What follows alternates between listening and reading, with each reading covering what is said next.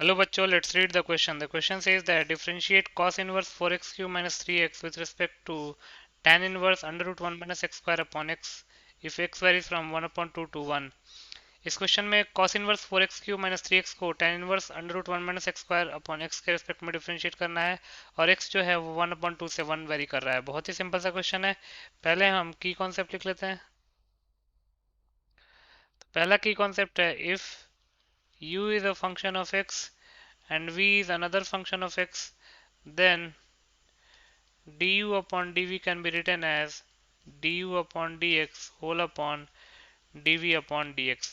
दूसरा cos inverse cos theta minus theta के equal होता है if theta varies from minus pi to zero और थीटा के इक्वल होता है if theta varies from zero to pi. Then tan inverse tan theta, यहाँ पे तीन इंटरवल्स बनते हैं। पहला होता है pi plus theta if theta varies from minus three pi by two to minus pi by two. Then theta if theta varies from minus pi by 2 to pi by 2, and then theta minus pi if theta varies from pi by 2 to 3 pi by 2. Then third cos 3 theta का formula क्या होता है 4 cos cube theta minus 3 cos theta. तो इन तीनों की concepts को use करके इस क्वेश्चन को सॉल्व कर लेंगे. अब जो गिवन फंक्शंस दे रखे हैं उसमें से एक को u और एक को v का नाम दे देते हैं. Let u is equal to cos inverse 4x cube minus 3x and v is equal to tan inverse under root 1 minus x square upon x where x varies from half to 1. x जो है वो half से 1 very कर रहा है. तो पहले हम du अपॉन dx निकालते हैं. Finding du upon dx. तो पहले u को सिंप्लीफाई कर लेते हैं. ये जगह cos inverse 4x cube minus 3x. तो put x is equal to cos theta. x को cos थीटा पुट करेंगे तो थीटा हो जाएगा cos इनवर्स x. x को cos थीटा पुट करने पे थीटा हो गया cos इनवर्स x. तो x को cos थीटा पुट कर लेते हैं. ये हो जाएगा u is equal to cos inverse 4 cos cube theta minus 3 cos theta. तो u हो जाएगा cos इनवर्स cos 3 थीटा. अब अगर आप ध्यान से देखेंगे क्वेश्चन में x जो है वो हाफ से 1 दे रखा है. सिंस x जो है वो हाफ से 1 वेरी करेगा और x हमने cos थीटा को माना है तो cos थीटा जो है वो हाफ से 1 वेरी करेगा. और अगर cos थीटा हाफ से 1 वेरी करेगा इसका मतलब थीटा जो है वो पाई बाई 3 से cos 0 1 होता है और cos पाई बाई 3 1 अपॉन 2 के इक्वल होता है. तो इसको हम 0 टू पाई बाई 3 लिख लेते हैं. पाई बाई 3 टू 0 तो गलत हो जाएगा ना क्योंकि पाई बाई 3 0 से बड़ा है. तो यहाँ पे 0 टू पाई बाई 3 लिख लेते हैं. तो थीटा हो जाएगा 0 टू पाई बाई 3. और अगर थीटा 0 टू पाई बाई 3 है तो 3 थीटा कहाँ से कहाँ बिलोंग करेगा 0 टू पाई. और अगर 3 थीटा 0 से पाई वेरी कर रहा है तो cos इनवर्स cos 3 थीटा की वैल्यू हो जाएगी 3 थीटा के इक्वल. क्योंकि cos इनवर्स cos x के इक्वल होता है if x varies from 0 to pi.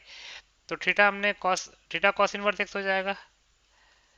तो यहाँ से u की वैल्यू क्या आ जाएगी 3 cos इनवर्स x. तो लिख सकते हैं therefore u is equal to 3 cos inverse x. तो du अपॉन dx क्या आ जाएगा minus 3 upon under root 1 minus x square.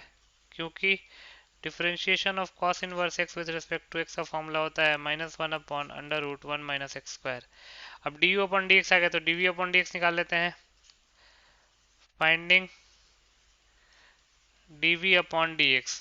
v है क्या tan inverse under root 1 minus x square upon x. v is equal to tan inverse under root 1 minus x square upon x.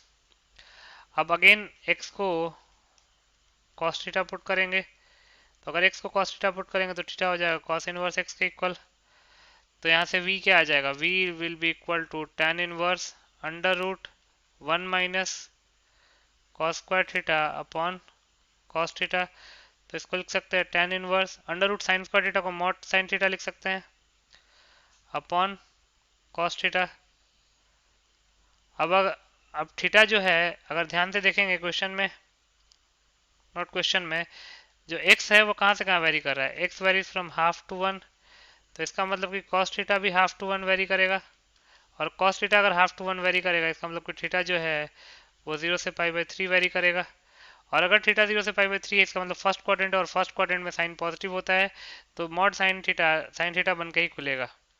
तो यहाँ से v आ जाएगा tan inverse sine theta upon cos theta. तो ये हो जाएगा tan इनवर्स tan थीटा, और tan inverse tan theta, चूंकि थीटा जो है वो 0 से π/3 वेरी कर रहा है, थीटा अगर 0 से π/3 वेरी कर रहा है तो tan inverse tan theta theta के इक्वल हो जाएगा। तो v आ गया थीटा के इक्वल, और थीटा की जगह पे हम क्या पुट कर सकते हैं, cos इनवर्स x। तो v आ गया हमारे पास cos इनवर्स x, और अगर v आ चुका है तो dv/dx निकाल सकते हैं। ये हो जाएगा -1/√1 - x²।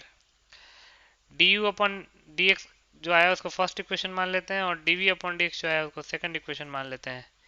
तो यहाँ से लिख सकते हैं therefore du/dv can be written as du/dx whole upon dv/dx। du/dx ये हो जाएगा -3/√1 - x² होल अपॉन -1/√1 - x²।